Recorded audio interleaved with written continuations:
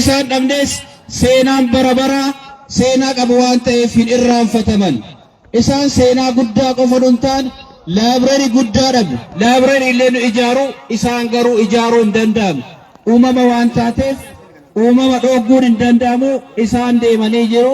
Kanaaf laabireerii guddaa jechoota guddaa hayyuu guddaa beekaa guddaa abbaa nagaa abbaa sabaaf sablammoota illee wal qixxeessee jiraatu nama akkanaa nama kabajaa dhabne waan ta'eef gadda guddaatu nutti dhaga'ama. Gara biraatiin seenaa isaan hojjetan waan ta'eef seenaan bara baraa isaan yaadatu jaalleewwan hedduu horate waan ta'eef seenaan isaan hin irraanfatu. Kanaaf akka waliigalaatti akka bulchiinsa magaalaa keenyaatti faawundeeshinii isaaniif ta'u dacheen kan isaan irraa deeman ta'e waan ta'eef mari'annee yeroo gabaabaa keessatti faawundeeshinii maqaa isaaniitiin waamamu ijaarus lafa kennus gahee keenya kan baanu ta'uu isaa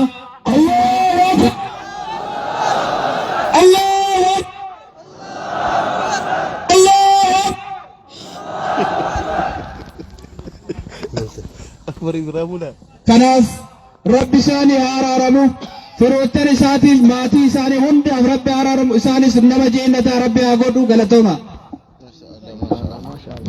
Ifamaa gaama tasga'uuf odoon hin dubbanne Kadir dhimmi isa laala waan ta'eef abbaan magaalaa kanaallee akka tasaa ta'ee abbaa isaallee waan ta'eef dhimma isa keessa jira waan ta'eef kaasee nu akka sagantaatitti sagantaa faawundeeshinii kaafnee uduun haasofne inni mataa isaatu waadaan nu seene waan ta'eef akkuma san hiriyoonni isaanii Ahmadillee as dhufee haasawee kan isaan irraa barbaannu biyyi kun ka'aa akkana waa lamaaf akkana tokko amantii isaatii isa baasa lama sabummaa isaatii isa baasa maaltu kana godhee Haji Hasan Gammadaa inni kenna Sheikh Hasan Gammadaatitu hojii kana lamaan dalaganii ummata keenya dukkana keessaa ibna baasanii yeroo namni arrabaan dubbachaa arrabatti godhanii barcumaan addaa jarri keenya kun irra taa'ee dubbatu akka dubbatamu nama godhe tokko keessaa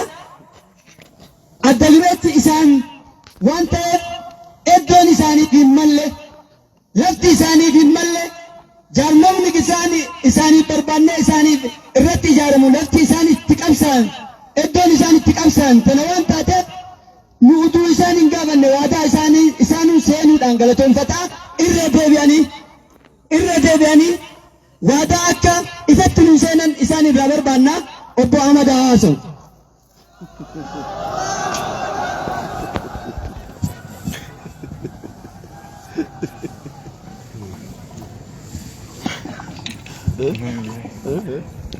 Guyyaa har'aa waa bal'aa dubbachuunis nama dhibaa nama guddaa nama goota nama hayyuu akka Arsiitti dhabnee jirra. Isaan nama akka Ajaa Saaddoo nama akka Waaqoo Guutuu nama akka Waaqoo Qabduu keessaa waan jajjaba hojjetanii maqaa gaarii qaban tokko akka ta'an namni kamuu ni yaadata. Haa ta'uutii duuti nama hundarraa waan hin hafneef isaan hin duunee lubbuudhaan jiran. Nuun hundumtuu dachee kanarraa dabruu dandeenya. Guyyaa har'aa uummanni godina Arsii Lixaatii fi godina adda addaa irraa dhufan nama seenaa qabu nama waan gaarii hojjete akka inni lubbuudhaan jirutti uummanni bakka jiru hundaa dhufee qabrii isaanii irratti argamuudhaan wanni uummanni Oromoo godhe waan guddaadha. Ani waa'ee Oromoo waa bal'aallee kaasuu dandeenya. Haa ta'uutii uumama isaanii irratti yoo xiyyeeffanne yeroo baay'ee keenya uummanni Oromoo yoo qabsaa'u barreewwan darbe keessatti namni muraasni nama amantaadhaaf qabsaa itti fakkaata. Yoo sheeka kana odeeffannoo isaa seenaa isaa duubatti hubattan amantaadhaafis sabaafis nama quuqama qabanidha. Namni akkanaa kun baay'ee isaanii muraasa. Yoo mana amantaa keessatti Oromoon miidhamee jira. Oromoon mirga isaa malluun arganne gabrummaa keessa jirra.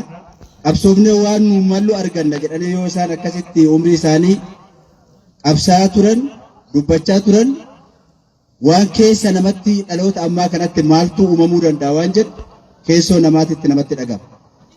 baay'een keenya nama akka isaanii kana ta'uudhaaf seenaa hojjechuudhaaf nama seenaa ta'uudhaaf dhaloonni kunis dhaloota seenaa hojjetu ta'utu nurra jira. Akkuma isaan waan gaarii hojjetanii dabran, akkuma isaan saba isaaniitiin waan gaariidhaaf oolan iddoo jirrutti bakka jirrutti sodaa tokko malee waan nutti dhagame waan saba keenyaaf ta'u mana amantaa kan soo jiraanne yoo dubbanne guyyaa akkanaa kana itti farfamna, seenaanis itti nu yaadata. Wannaan abbaa keenya irraa barre kanaa jechuudha. Kanaaf wanti Arsii godina Arsii kana keessaa ta'u akka Arsii Sikkoo Mandootti hayyuu hedduu qabna. Hayyuun hedduun nu keessaa ba'ee jira. Hayyuun keenya iddoo baay'ee isaatti nama salphachiisan, beekumsas qaban, diinagdees galchan, saba keenyas kan hodhame saddaan galchan, hayyummaa qaban, qabeenya qaban, beekumsa qaroomina ammayyaa qaban. Amma yeroo baay'ee isaa wanta jenereeshiniin yookaan dhaloonni amma har'a goonu kana abbootiin keenya kalee godhaa ture. Kanarraa waa guddaa barannaa jechuudha. Har'a dhaloonni hadhaa akka isaanii kanatti seenaa hojjenne yoo jenne bara baratti dhaloonni dhufu nu yaadachaa deema. Waan akkanaa hojjechuudhaaf uummanni Oromoo bakka jirutti tokkummaa wal jajjabeessuu, Oromoon wal dhiibuu irra walitti hidhee rakkoo keenya waliin dubbachuu, garaagarummaa qabnu wal obsuu, obboleessa keenya yoo kamiyyuu rakkoo qabaatu gorfachuu, cinaa dhaabbachuu, wal jabeessine akka Oromootitti bahuudhaaf deemu tura gaariidha. Oromoon akka Oromootti wal hin jabeessine eessa gahuu hin danda'u. Har'a Oromoo irratti wanti godhamaa jiru waa bal'aa. Wanti Oromoo cabsuudhaaf deemaa jiru waa bal'aa. Kanaaf Oromoon sabni biraa akka hin cabsine ofii isaatti akka wal cabsine wal ijaaruu, wal utubuu, wal faana dhaabbachuutu nurra jiraata. Ergaa jedhu qabaa. Dhuma irratti akka godina Arsii Lixaatti waa tokko yaadadhe goota keenyaan biitaadhi. Yeroo tokko Baalee irratti Hajaa Dabsaa iddoo siidaa isaanii hojjannee ture. Yoo amantaan nu hayyama ta'e iddoo dhaloota isaaniitti ta'e bakka barbaachisutti siidaa isaanii malu hojjannee yaadannoo bara baraa ta'utu irra jira. Yoo akkas ta'e dhaloonnis yaadataa irraa barachaa faawundeeshinii isaa ta'u amma akka amantaa musliimaatitti nu dhorkuu danda'a. Garuu iyyuu maatiin yoo ayyaane firii dhiigaa isaa wayyan akka amantaatittis yoo wanni tolereet godhamu obsamu jiraate waan seenaa isaanii malu hojjechuutu nurra jiraata. Har'a Baaleetti magaalaa gobbarattanii yoo ilaaltan siidaa Hajaa Dabsaa iddootu jira. Hin yaadatamu. Dhaloonni dhufuu sona isaa duudhaa isaanii dhaaluudhaaf namni carraaqa. Waan akkanaa yoo goone yoomiyyuu dhaloonni ammaa kun irraa barata. San malees maatii isaanis deeggaruudhaaf har'a asitti jechuunis yoo na dhibe akkamitti waan jedhu koree keenya wajjin marannee maatii isaan irraa amrii ta'an jajjabeessinee duuka dhaabbannee si faana jirra jennee mallaqaanis ta'e yaadaanis waan duratti isin hin jenne isanis gumaachine yaadannoo gaarii akka isaanii ta'u hawwaa. Har'a duutii isaanii waan laphee nama cabsu, waan onnee nama cabsu isaaniif akka isaanii booqatan rabbi jaayinata isaanii hiraa. Firootaa fi Oromootaa fi namoota isaan jaalataniif ammoo jajjabina hawwinaa ulfaadha. Galatoomaa jennaanii buleeyyan keenyaa akkuma nu gaafannetti bulchaan bulchiinsa godina Arsii Lixaatii fi kantiibaan bulchiinsa magaalaa Shaashamannee illee ergaa ajaa'ibaa nu dabarsanii waan isin jettan hundaan qeeballee jedhaa jiranii inshaallah. Allahu akbar. Inshaallah gara buleessa kiyya Muhammad Amin isin dabarsa.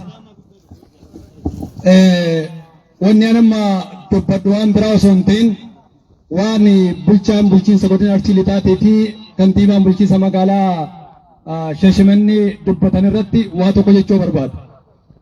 Inni jalqabaa ka obbo Ahmad jedhan bulchaan bulchiinsa godina Arsii Lixaa siidaan barbaachisaa siidaan Haaja saniin barbaachisu yuunivarsiitii biyya kana keessatti akka addunyaatti beekamutti siidaan isaanii yuunivarsiitiidha.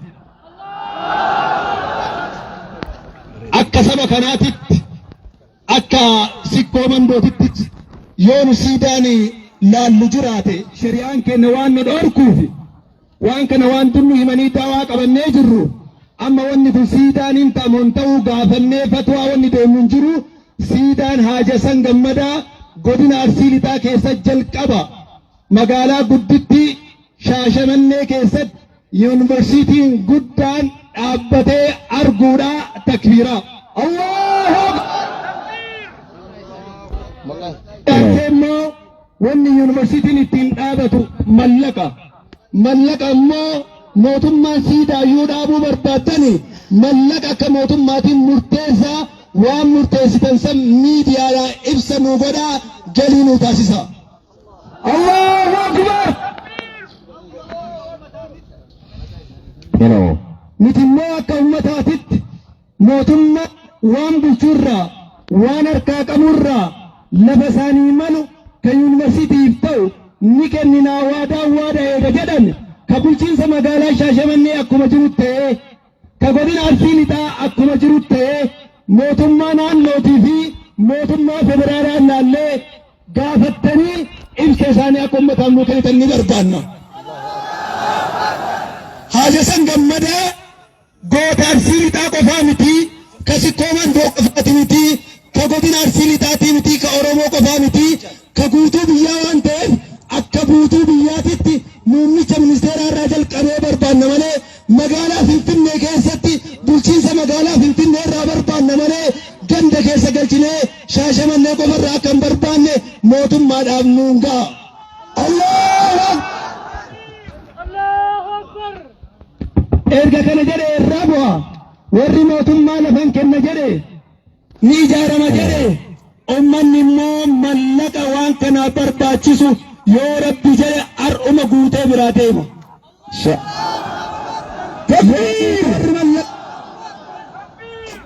Warri mallaqa guddaa isaa cheekiidhaan kennee warri immoo mallaqa xiqqaallee qabu xiqqaa isaa herregni baankii banameera waan ta'eef isinii ibsina waan ta'eef herrega irra galchitanii osoo har'a boruuf jenne koree yeroodhaa dhaabbateera maqaa nama afuriitiin akkaawuntiin banameera akkaawuntiin kun irratti galii ta'a inni rabbiitiin immoo yeroo gabaabaa keessatti wanti kun ni ta'a yoo isinii mijaate warri qalama harkaa qabdan qalama harkaa qabadhaa isinii laakkaa isinii achi ibsinaa mallaqan galchitanii cheekii asin nu kennitanii inni rabbiitiin yoo Rabbi jedhe waggaa har'aa bakka ijoolleen itti barattee haajasa itti yaadatamu ta'a malee asitti wonyee asuma lallabnee asuma dadhabnee asumatti haasannee addaan hin gallu yoo Rabbi jedhe seenaan Haajasan Gammadaa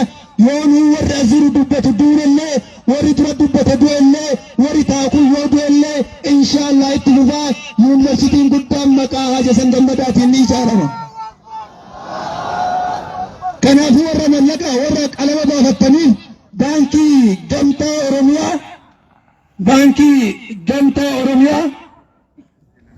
1057 40 duwwaa 56 irra deebi'aa baankii hojii gamtaa Oromiyaa 1057 40 duwwaa harka sadii amallee duwwaa 56 baankii hijiraa maqaa isaaniitiin moggee yeroo jalqabaatiin magaalaa Shaashamanneetti yoo banamu dameen isaa damee Haajasan Gammadaa jedhamee baname irratti herregni isaanii banamee jira. Haaluma kanaan baankii hijiraa 100 12 19 25 duwwaa 3 tokko baankii hijiraa irra deebi'aa 100 12 19 25 duwwaa 3 tokko herregni amma siin jedhame kunii fi herregni biraa FB yookiin Facebook fi miidiyaa adda addaa irratti ni ibsama waan ta'eef maqaan banameeruun maqaa waliin isinii ibsina waan ta'eef maqaa nama afuriitiin namoota beekamoo fi jaallatamoon banameera waan ta'eef achirra galchitanii amma wanni an jechuu barbaade siidaan kaameeraa dhakaan buuraa kaameeraa xiqqoota dagadhe tadurat Dr. Kamal Faa dubbataa turan kaameeraa sanii bulchaan bulchiinsa godina Arsii Lixaatii fi bulchaan yookaan kantiibaa magaalaa illee dhageenye maqaa Jasan Gammadaatiin nu mana barumsaa mogga'ee daandiin mogga'ee hospitaalli mogga'ee gandi maqaa isaatti deemuu barbaanna malee akkanumatti dhiisuun kunillee gaawaan hin taaneef kanallee maqaa matatti illee qabadhaa isin jala sagantaa itti aanu gara salaataa deemuuf taana shahaada kennee keetiin sagantaa jiru isin ibsa jechaadha.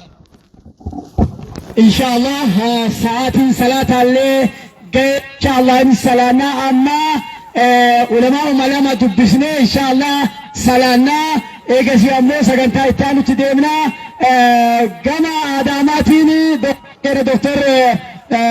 Jibril Qamar dubbataniiranii gama Baalee magaalaa Roobe irraa Sheekh Abdusalaam Xaahir yoo as jiraatan isaan dhufanii ergaa gabaabduu nu haadan godina Arsii Bahaa irraa ulamaan jiran kan jira amma as jiran yoo jiraate kan nu kennine nama tokko waan ta'eef isaan illee inshallah itti aansina ammaan gama Harargee irraa Jimma irraa yoo dhufanii maqaa isaanii as naa dabarsitanii inshallah gara salaataa illee deemna inshallah Sheekh keenya Sheekh Xaahir gara naa dhufanii Abdusalaam Xaahir asaa dhufanii inshallah.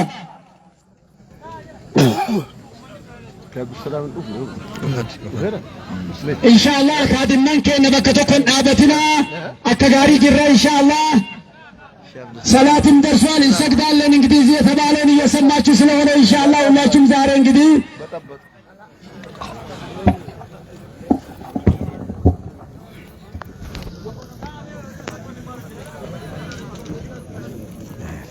الحمد لله الذي لا يحمد على مكروه سواه وأشهد أن لا إله إلا الله وحده لا شريك له وأشهد أن محمدا عبد الله ورسوله صلى الله عليه وعلى آله وصحبه ومن اهتدى بهديه إلى يوم الدين وسلم تسليما مزيدا. أما بعد ولونك يورى مناسبان هجنجت ولدتك بدقيا الراوني جنو هنقفمت أباكنا كديني في وهندن أبا عالمك إن قوامر أنقرتنين أبا الراوني قرتي دين كن إتنو أججو هنقفمتي إسان نبرا دبرني في أرارمك رتورا ربي سانيها أرارمو قمسم إساني ربي هاتلشو متوجه إساني ربي الرايا إساني إرها دبرو